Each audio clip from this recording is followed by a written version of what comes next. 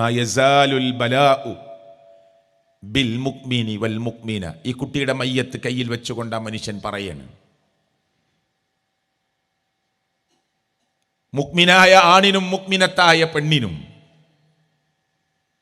പരീക്ഷണങ്ങൾ വന്നുകൊണ്ടേയിരിക്കും.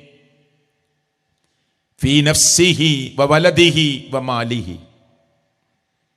ഹത്താ യൽഖല്ലാഹ തആല വമാ അലൈഹി ഖതീഅ.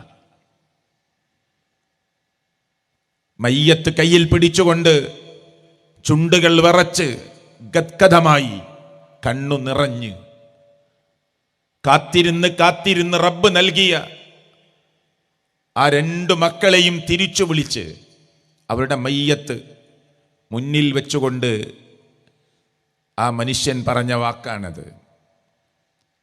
അല്ലാഹു തആല മുഅ്മിനായ ആണിനും മുഅ്മിനത്തായ പെണ്ണിനും പരീക്ഷണങ്ങൾ കൊടുത്തുകൊണ്ടേയിരിക്കും.